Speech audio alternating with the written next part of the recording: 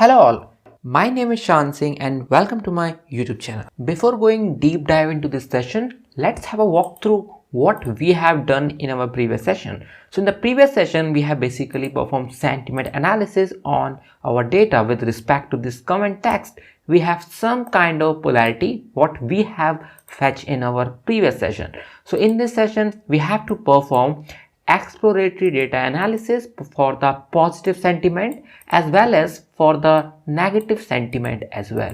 So very first, what I am going to do, very first I need my positive polarity. I need wherever my polarity is equals to 1. So for this I have to create a filter over there and I have to pass this filter in my data frame because I have to fetch that particular data.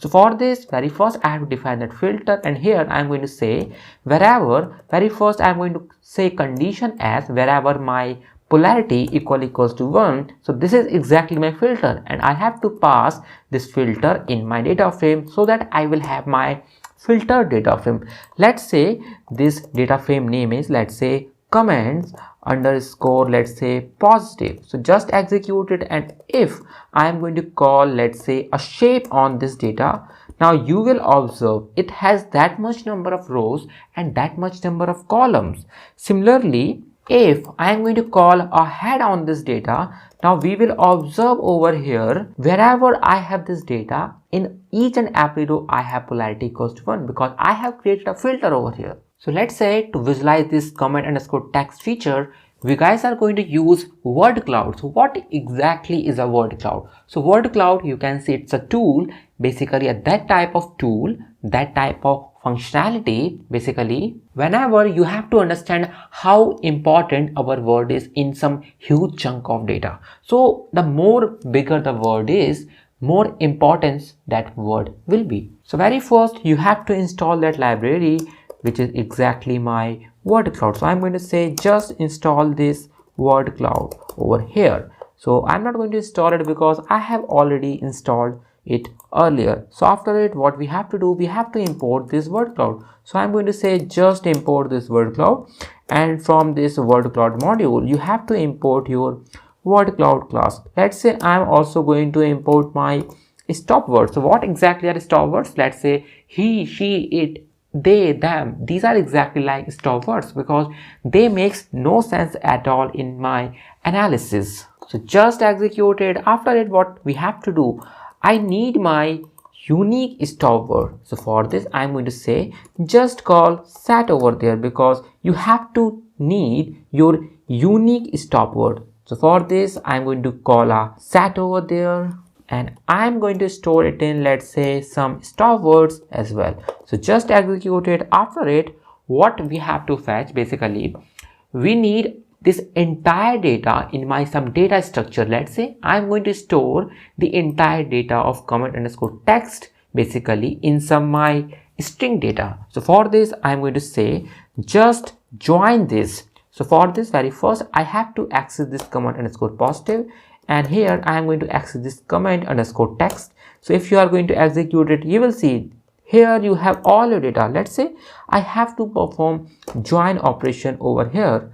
So for this I am going to say just join all these stuffs.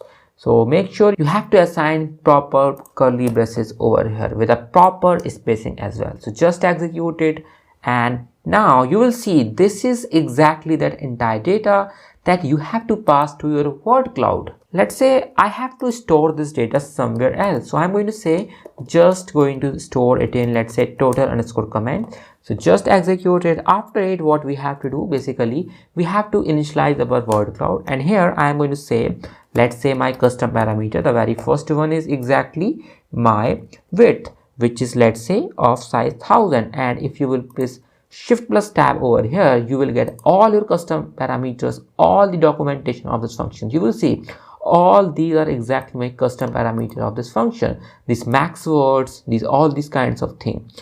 And here, let's say the second parameter that we have to consider is exactly my height parameter. Let's say I want a word cloud of, let's say, 500 height. And after it, let's say I'm also going to use this stop words parameter, and this stop words I have to mention my whatever stuff words I have used over there, whatever I have defined over there. And after it, let's say I have to store this word cloud somewhere else. So I'm going to store this word cloud in, let's say, word cloud. So just execute it. After it, what we have to do basically, in this word cloud, you have to pass some data. So for this, I'm going to say just call a function which is my generate function, because you have to generate your word cloud. And here I'm going to say just pass my total underscore comments data. So just execute it and it will take a couple of seconds. So after it, what I'm going to do, let's say I'm going to set my the figure size. So for this, I'm going to say plt.figure, and here if you are going to set my fixed size of some window, so let's say the size is 15,5, and after it, what I have to do, I have to show this word cloud. So you guys can simply pass this in my IamShow function of my matplotlib. After it, I have to just say I have to disable my access of all the word clouds. Just say plt.access equals to off and just execute it. It will take a couple of seconds, and this is your beautiful word cloud. You will see best, awesome, and all these kinds of keyword has a higher priority than all other words.